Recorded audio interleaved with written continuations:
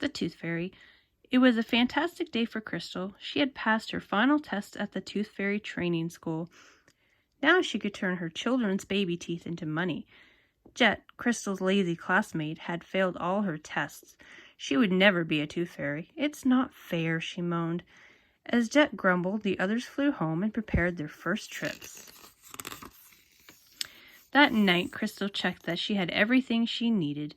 1 bag of magic travel dust? Check. 1 list of children to visit? Check. And most importantly, her wand? Check. Crystal sprinkled herself with magic dust. The next second, she was in the bedroom of her first customer, Beth Bingley. Crystal flew up to the bed. Carefully, she lifted a tooth out from under Beth's pillow. She aimed her wand at Beth's tooth. "Zepanessa!" she cried. But instead of a shiny new coin, she saw a ham sandwich, a hamster, a cactus. Every time she aimed her wand, the tooth changed into something, but never a coin. Crystal burst into tears. "It's all gone wrong," she sobbed. Her crying woke Beth, who couldn't believe her eyes. "Are you the Tooth Fairy?" she whispered in amazement. "Yes," wept Crystal, "but it's my first night and I'm useless." Crystal explained how her wand had failed. "Everyone in Fairyland will laugh at me," she sobbed. "What can I do?" Beth felt sorry for the fairy. "Let me go back with you," she said. "Maybe I can help." "Thank you," Crystal sniffed. A sprinkle of travel dust later, Beth was in Fairyland. The magic powder had made her fairy-sized. She could fly, too. "My wand came from the fantastic fairy store," explained Crystal. "Then we'll start there," said Beth.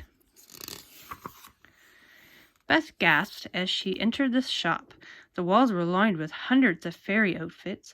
There were sparkly tiaras, silky bows, shiny shoes, and pots of gleaming wands.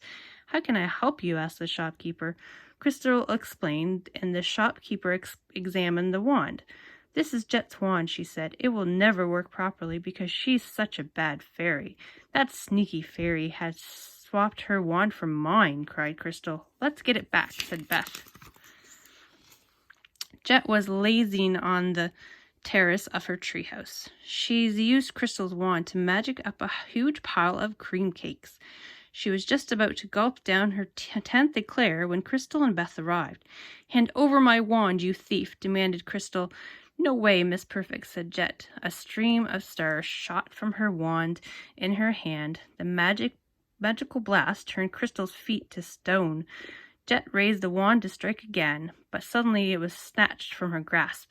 "I'll take that," cried Beth from a branch above Jet's head. Jet tried to fly up and grab the wand back, but she'd eaten so much she couldn't get off the ground. A second blast from the wand lifted the stony spell from Crystal's feet. She fluttered up to join Beth. "So long, Jet," cried Crystal as they flew away. The pair returned to the fantastic fairy store. Crystal bought Beth her very own fairy outfit to thank her. Then Beth joined the fairies for a midnight feast, and they danced until dawn.